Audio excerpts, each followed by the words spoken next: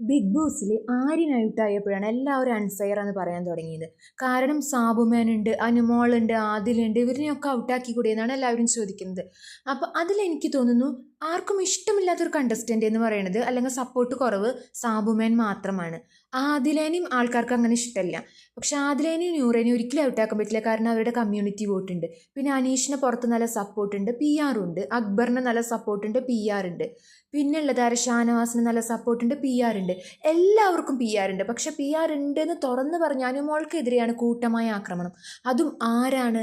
ഇവരുടെ ഇടയിൽ നിന്ന് പുറത്തു പോയ ആൾക്കാരെ, ഡോക്ടർ ബിന്നി, റെന ഫാത്തിമ, പിന്നര അഡ്വക്കേറ്റ് ശൈത്യ, ഇവരെല്ലാവരും പുറത്ത്, ആ പനിശരത്ത് അങ്ങനെ പറയുന്നില്ല കേട്ടോ. ബാക്കി പുറത്ത് പോയ ആൾക്കാർ. പിന്നെ പറയുന്നത് ശോഭ വിശ്വനാഥ്, അവരുടെ റിലേറ്റീവോ ഫ്രണ്ടോ ആരാണ് ആര്യൻ ഔട്ടായതിനെ കുറേ സ്റ്റോറി ഇട്ട് വീർപ്പിക്കുന്നുണ്ട്. അതായത് പി ആറുകൾ ആണ് മറ്റുള്ളവർക്ക് വോട്ട് കൊടുത്ത് അവരെ നിർത്തണതെന്ന്. അനുമോൾക്ക് നല്ല സപ്പോർട്ടുള്ള ആളാണ്, പി ആർ വോട്ട് ഉണ്ടായിരിക്കാം, പക്ഷെ സപ്പോർട്ടുള്ള ആളാണ്. അപ്പോൾ അഖിൽമാരാർ ഒരു പ്രസ്താവന ഇപ്പോൾ പറഞ്ഞിരിക്കുകയാണ്.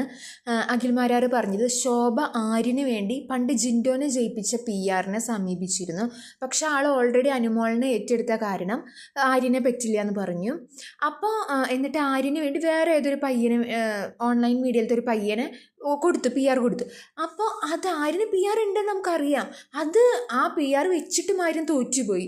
അപ്പോൾ അങ്ങനെ ചെയ്തിട്ടുണ്ടെങ്കിൽ ആ ഫ്രസ്ട്രേഷനാണ് ആര്യൻ അനുമോളോട് തീർക്കുന്നത്. അനുമോൾക്ക് പി ആർ ഉണ്ട്, 16 ലക്ഷം. ഒരു ആളും ഇത് വിശ്വസിക്കില്ല. പി ആർ ഉണ്ട്, പക്ഷെ 16 ലക്ഷം കൊടുത്ത് പി ആർ നടത്താൻ മാത്രം അനുമോൾ പൊട്ടത്തരൊന്നുമല്ല. കാരണം എന്താ വെച്ചാൽ ആകെ കിട്ടേണ്ടത് 35 ലക്ഷമാണ്. അതിന്ന് ഇപ്പോൾ മണി ബോക്സ് എടുത്ത് പോയ ആൾക്ക് കൊടുത്തിട്ട് എന്താണ് കിട്ടുക? അതിന്ന് വേണമെങ്കിൽ 1, 2, 3 ലക്ഷം കൊടുക്കുന്നുണ്ടാവാം.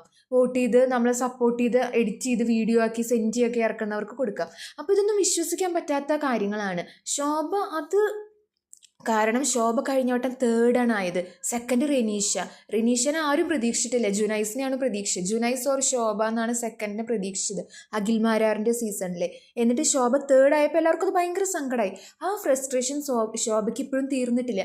ശോഭ പറയുന്നത് അഖിൽമാരാർക്കും ജിൻജോനും ഒരേ പി ആർ ആണ്, അതേ പി ആർ ആണ് ഇപ്രാവശ്യം അനുമോൾക്കെന്ന്. അനുമോൾ സത്യം പറഞ്ഞാൽ ടാസ്കിൽ അങ്ങനെ വിൻ ചെയ്തിട്ടില്ലെങ്കിലും അനുമോൾ അവിടെ ഉണ്ടാക്കുന്ന കണ്ടന്റ് നെഗറ്റീവ് കണ്ടന്റ് ആണെങ്കിൽ കൂടിയും പുള്ളിക്കാരി നെഗറ്റീവ് വരുമെന്ന് അറിഞ്ഞുകൊണ്ടാണ് അവിടെ കളിക്കുന്നത്, ജീവിതം വെച്ചാണ് കളിക്കുന്നത്.